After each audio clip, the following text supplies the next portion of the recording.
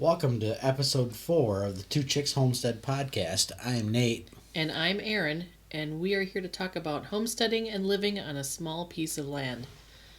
So today we are going to talk about rabbits. Did you ever think that we were going to have rabbits on our property?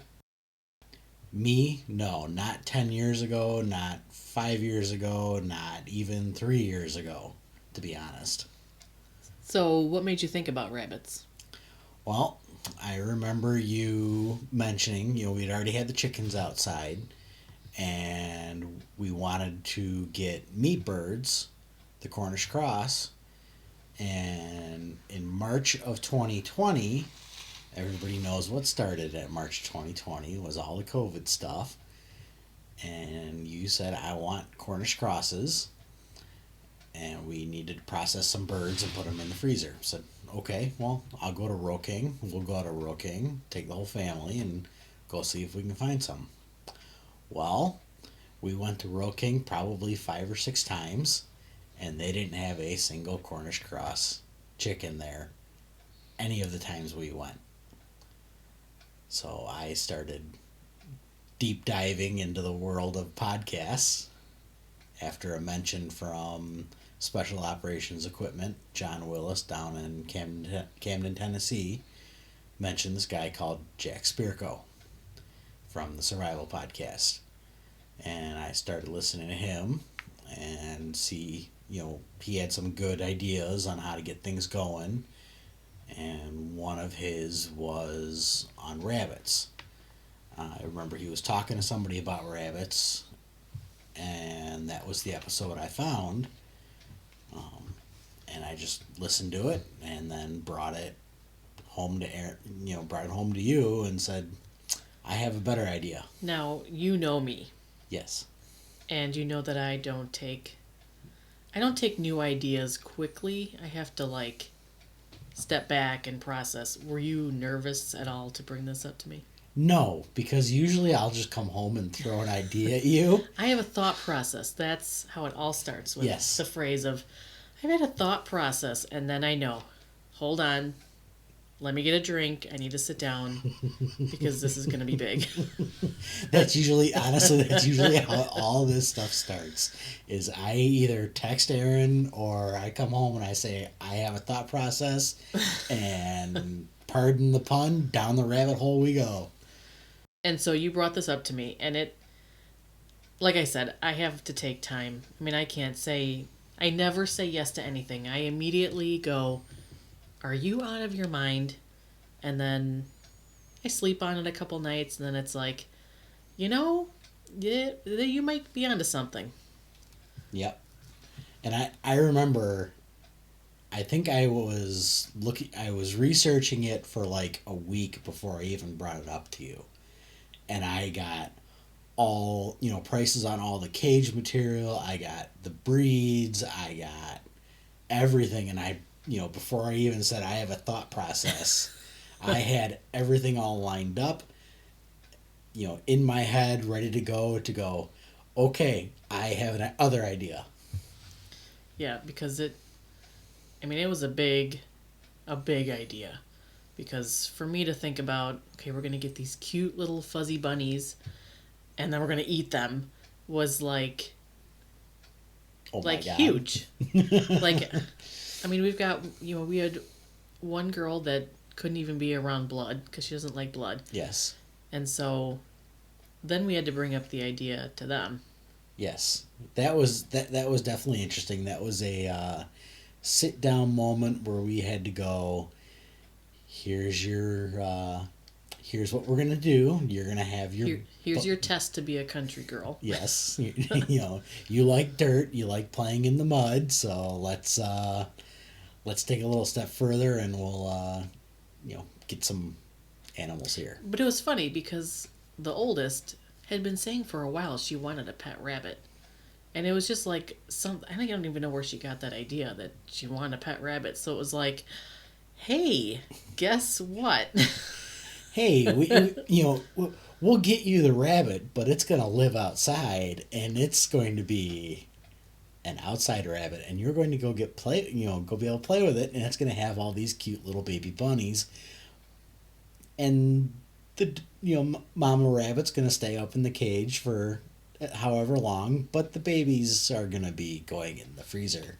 I mean, I don't know why we're ever surprised anymore with them because they were amazing. I mean, they took the idea as like this was totally normal. Like, I don't ever remember them No, acting upset about it. no, I think maybe the first set of kits, the oldest was like, "Oh, they're so cute. I don't want to say goodbye." But we keep telling them there's going to be more, and Yep. you love them and play with them until yeah, they're gone, absolutely. and we get more. So I think really what helped at that beginning was, so one of the things that you're supposed to do when you breed the rabbits is you're supposed to breed them in pairs. So that's why they say to have the trio.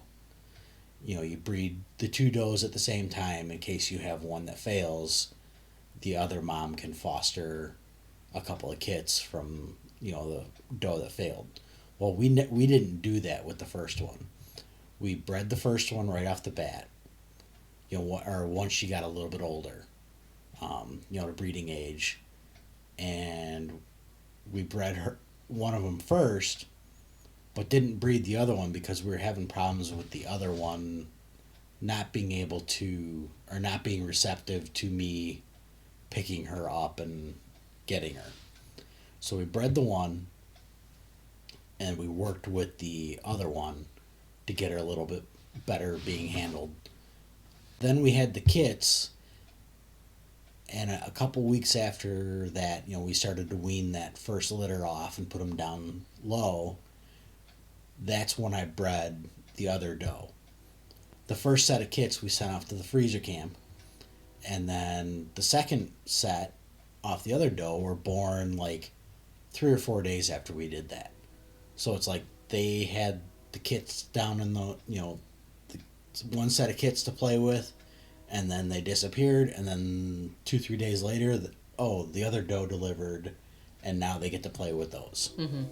And I mean, when we know that, because usually Nate will find out in the morning that there's babies, and he'll text me so that we know to go out and just kind of make sure everything's okay. And they love that. They love taking the nesting box out and checking them. We've had neighbors come over, to see. I mean, how often do you get to see newborn baby bunnies that are okay to touch, Mm-hmm.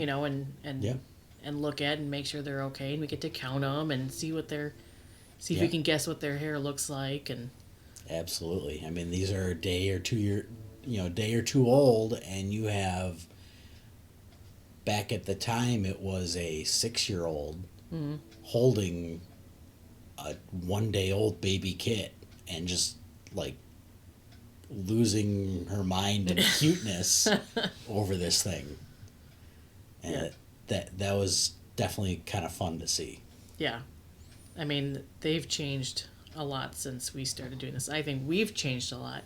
I feel like, when we got the chickens, it's really pretty common, especially out here. I mean, a lot of people have backyard chickens, and it was kind of trendy, and, everybody was doing it. And then when we got the meat rabbits, it kind of upped our homesteading level.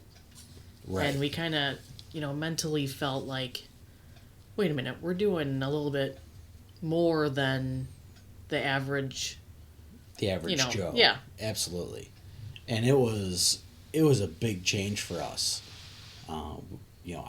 We had never had anything outside animal wise to take care of, and it was something totally new to us. We weren't really in tune with the animal husbandry of stuff. We have the three-legged cat who lives here. We actually had two three-legged cats at one point. And then we had blind cat, but I mean that's the most we ever had. And then I know we both had dogs growing up, but we never had any of the we didn't have any of the typical barnyard animals. Yeah, we didn't grow up around any of this. No. Besides going to barns and. Exactly. I went to horse barns growing up, and I know. Think you had your. Yeah, bulls and Yeah. horses, and those are the big animals. You Right. never really heard much about, chickens or rabbits. Right. So one of the things that we noticed when we got rabbits was, well, I noticed that I was afraid to talk about them because it's not really something that I mean, it's not because it's not really something that is common.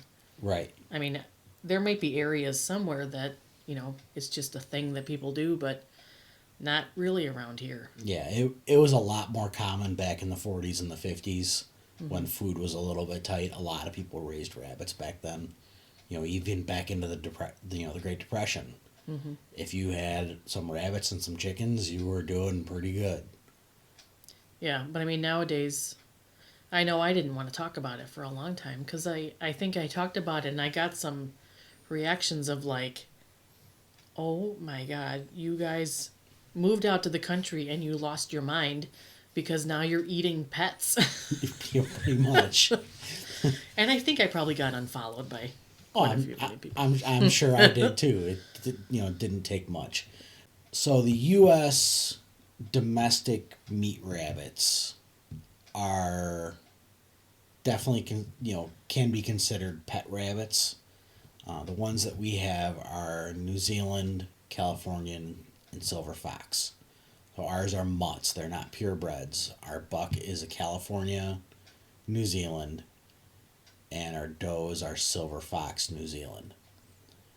So they are mutts. They're not purebreds, but those are considered pets over here, where in Europe they're the wild rabbits.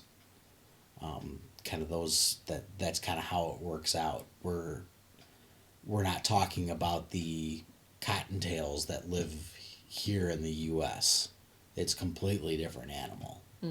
Different breed, different taste to it, just totally different.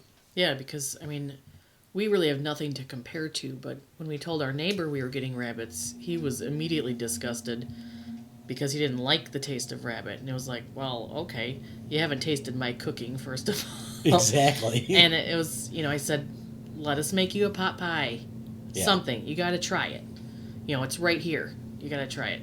So he, agreed and came out and was like, holy cow, that is really good. And immediately wanted like a dozen mini pot pies to take to go hunting. Yeah. So, I mean, it's a completely different taste.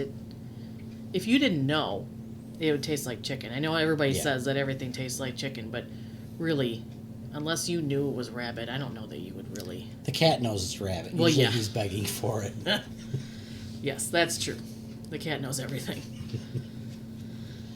But yeah, I mean, even with my family, Yeah, I mean they've come around to it. They still eat dinner at my house, but I don't think I fed them rabbit without telling them. I don't even know if I fed them rabbit at all. I have no idea. Yeah, I don't think we have, to be honest. I know we've had some guests over, and we've specifically had them over so they could have rabbit and taste it. We have a couple friends in the area that have come down. We've had a couple friends from out of state come visit. Yep.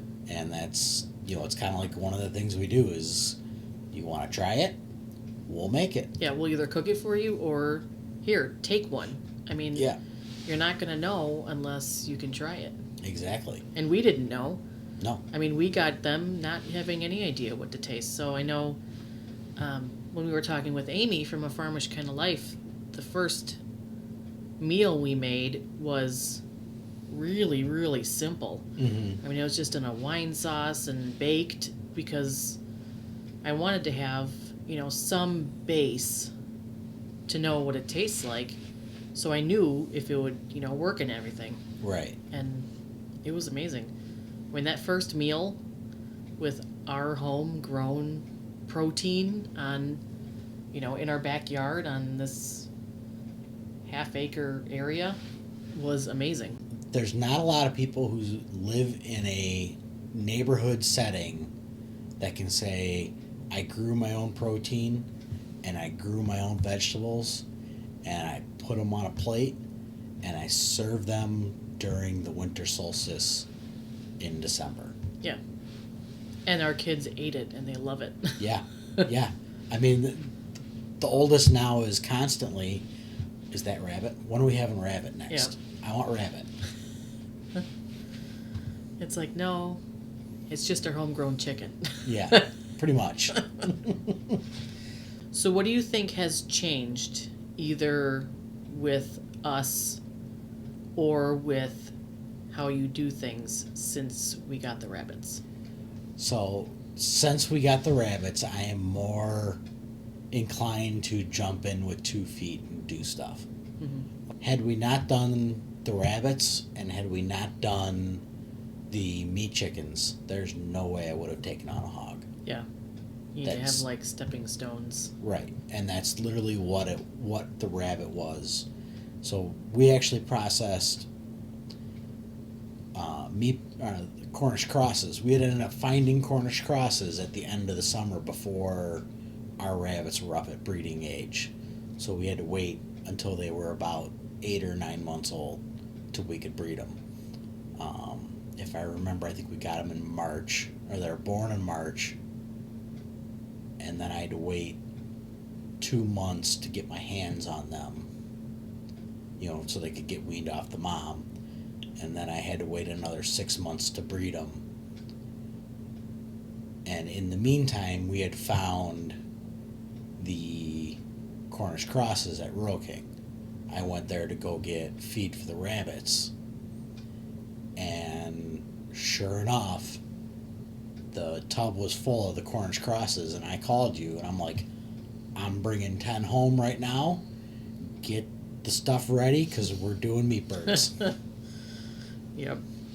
I know for me, a lot has changed with feeling like there's been a lot of talk about the imposter syndrome lately in the chats and everywhere, that you kind of sometimes feel like you're not really doing anything. Like you hear other people talk about all these things they're doing, and you turn around and go, I grew a pepper, that kind of stuff. Right. And then the rabbits just kind of helped with the confidence. Yeah, break the ice with some people. Exactly. I know. And when I went down to LFTN, or Living Free in Tennessee, for the workshop, I went down there by myself going, how the heck am I even going to fit into this?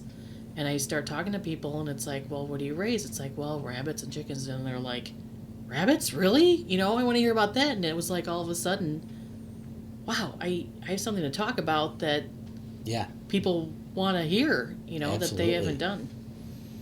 I think in the beginning when we first got them, it was kind of like, you guys are nuts. Like, why do you think you need to do that when you could just, as always, you could just go to the store and get it? And then things got kind of scary, as far as like, whether it was just to make people panic or, I don't know. We never really had to worry about, the meat shortages at the store, but because we always knew we've got a full freezer, we've got the rabbits. And I think a lot of that was around here. We live in a pretty small town. We have 2,100 people here, if that, and we have one little grocery store on the other side of town. And I remember going there, and this was even before we discussed getting the Cornish crosses. So this was like late February, really, really early March, just as, everybody was starting to panic about this stuff. We noticed there were starting to be shortages on meat at the store. And we heard other people talking about there being shortages of meat. So we're like, okay, well, we need to get meat in this house and figure out how to do it. And I think that's why we went looking for the birds. And then all of a sudden I listened to this episode about the rabbits and started putting the numbers together and realizing this could actually fill the freezer really, really cheap. And then we made a good connection from the place we got it. We still... Absolutely. Yeah, he was a very, very nice guy to go down and meet, and we still see him post stuff up on Facebook. His business down there. Mm-hmm. So did you ever think that this was a bad idea? Yes. There, I was mulling it around for about the week, and then I started putting all the numbers together. Things were starting to go smooth, and then it's like, we start to getting into the breeding. The first two litters went really well. All the kits survived. We were able to get them into the freezer. The does survived. They had no problem. And then the second litter that we had from Carrot Cake, one of her kits didn't make it. It was actually born on the wire. And then I realized there were two that were born on the wire and I missed one. And then, two then jumped out of the nest box. It's like, well, there's four down out of the nest box. There's our first problem. Here it comes. Yeah. And I remember you bringing those kits inside to try and save them, and I think our older one was at Grandma and Grandpa's, but the younger one was like, what's happening? Why are you doing that? And it's, even though they are for meat, we still want to save them. Yeah, it's absolutely. still, it's not that we don't care about them because they're just going to end up in our freezer. Right. It's still something that we want to. Yeah, I mean, we're not over here just slaughtering rabbits to slaughter rabbits. Yeah. We're taking care of them, giving them the best life they can. The girls spend hours in the summer outside hanging out with them, petting them, finding whatever dandelions they can find, and that's pretty much it. Yeah, and that's why we only have the trio, because it's not like we want to breed just to breed and have 100 rabbits. I mean, we breed what we Right. would eat and what we can preserve. Right. Yeah, I mean, we're not going crazy, 100 rabbits on the property and, who gives a squat if one of them rolls over. Right. I mean, that's not really our mentality, but we don't have the pet mentality. Yeah. I mean, they are working animals. They are outside. Yep. Things that can happen. Yep. And they do happen. And there are days where you go out and you see it and it's like, ouch. Yeah. So the chicken coop was from plans, but the rabbit hutch, you just kind of. Yeah, I just winged the rabbit hutch. That was.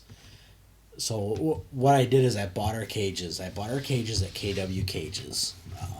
Once I got the go ahead from you, I sourced the cages to start. And I wanted to get those going because I knew it was going to take about 6 weeks to get the cages. I had not found any rabbits yet. I'd kind of done a little bit of poking around. Not a whole lot of people up here in our neck of the woods in Illinois raise rabbits for meat. I ended up getting all the cages on order, and then got that here. And I just kind of measured. I knew my cages were 8 feet wide, with 3 holes each on the top, so that I built the hutch to slide a 9-foot cage in. So you got 6 inches on each side to play with. And then I just looked at some pictures online and came up with that 2-tier design, which is on our website. If you want to see pictures of it, that's twotixhomestead.com. Yep. And I just kind of winged it. And I've changed things here and there. Initially, I had the cages sitting on 2x6s, and the manure just fell down on corrugated roofing, and we had to scrape that out, and it just got tiresome doing that. So I actually ended up raising the cages up, pulling those 2x6s out, and then sliding the concrete mixing bins underneath. Yep, because then we can just take the bins out and throw it onto the garden. Right, and that makes life so much easier. Yep. So what was the one thing that made you nervous about the rabbits? I'm nervous about everything. So that's not unusual for me to be nervous about it. I think I was more nervous about having the girls be upset. like the first time when you said, okay, today's the day, it was like, how are they really going to react? Are we going to have all this meat that no one's going to want to eat because it was Right. traumatic? Oh yeah.